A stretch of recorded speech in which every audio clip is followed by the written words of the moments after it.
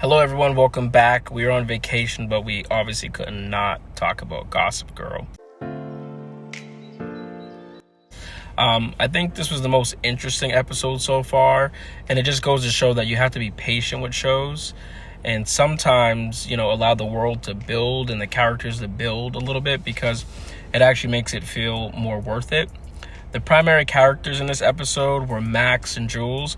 Max is dealing with his parents' marriage issues, which simultaneously is parallel with Aki and Audrey. I thought it was interesting how we saw this relationship between the two fathers and their son. That's not a very common theme on television. It was interesting to see that dynamic and how it naturally played out. One of the parents, Gideon, is embracing more of who he is, and Roy seems to be more in a cocoon, which obviously would reflect how Max is. Max always seems like he has it together, which is obviously he's covering up of his own internal issues that he has. So as the show develops, it'll be interesting to see how that plays out. So there's a part where Max drunkenly reveals to Audrey and Aki that he's not the only bad person in the room. And, after he gets completely obliterated, he mentions how he got with both of them. There's this little awkward tension between those two after that's revealed. But ultimately, they just kind of move on and they're over it. And they both try to tell each other, I didn't enjoy it that much, which obviously is going to be a lie. I definitely find this love triangle more interesting than the love triangle between Jules, Obi, and Zoya. But it seems like the relationship between Obi and Jules has kind of come to an end as well in this episode. It might be transitioning into more of a friendship, which I'm hoping because that's the case. Because I just think it'd be cool to see Jules kind of go in her own direction. She definitely stands out from everyone in the group and seems to be the most mature when it comes to drama in high school and all that other stuff. But with her own personal life, not so much. And in this episode, it's revealed that her father's been hiding this girlfriend all along. And she actually sets up this whole elaborate performance at the theater. And, she tries to have her father, Davis, run into the girl who he's dating. They go back and forth, and it's about trust and how she didn't realize... he's like, he didn't realize that she was growing up. And Jules ultimately just goes, I just want to meet her and meet her formally and, be a part of your life. You don't have to hide this from me. And again, we've seen every episode so far. It seems like Jules, rather than taking this irrational, angry approach, Jules continues to take the high road. And I'm just hoping that at some point she gets rewarded for this throughout the show, because it's really cool. It's different than a lot of times these teenage shows that doesn't happen. And I don't know if that'll be a relationship, her career, finding better friends, but it just seems like everyone around her seems to be acting very irresponsible. And I just hope that she gets to make up for it and gets rewarded at one point. The least interesting part of this episode to me was Zoya. Zoya and Obi, Zoya's battling her own insecurities being at this school surrounded around these wealthy kids, and she's trying to fit in, and Obi at the same time doesn't realize his status and how involved he is in the world. He tries to act like, he's above it. He doesn't really care about any of that stuff, but it's like, dude, people are calling you the Prince of New York. You're definitely involved in this world. And the Gossip Girl tabloids and tabloids are going, and they're comparing her and Jules and talking about her fashion and her skills and how she doesn't really fit in. And ultimately what she decides is she decides to reach out to Luna, which is weird because I thought they, had a beef or something. And she transforms her into this, cool, popular version of herself.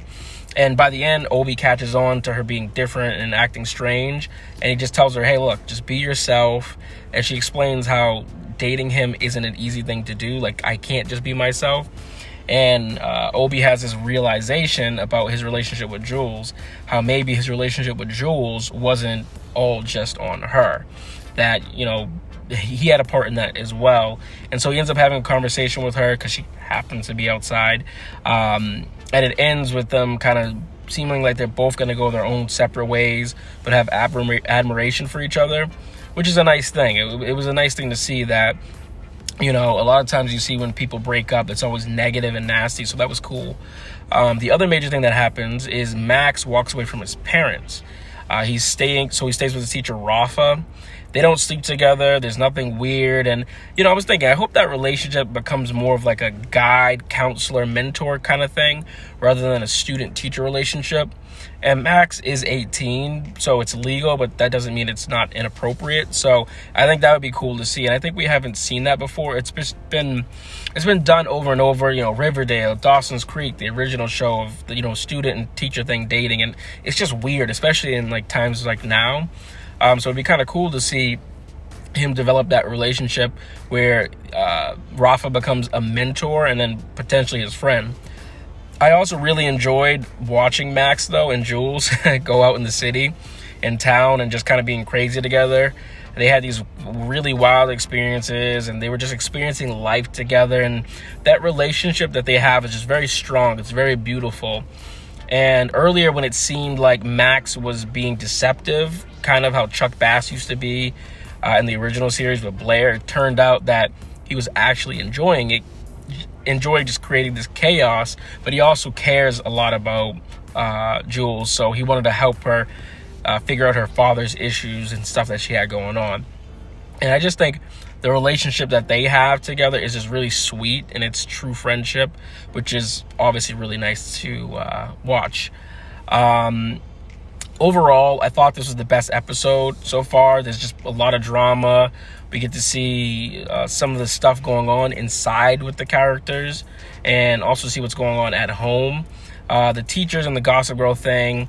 Obviously, one of the teachers gets it all pinned on her. I kind of felt bad for her, but I didn't really care that much. But I kind of felt like that was a little slower this episode, the whole Gossip Girl thing. But it is what it is. Like, they kind of had to keep moving the plot, which I appreciated.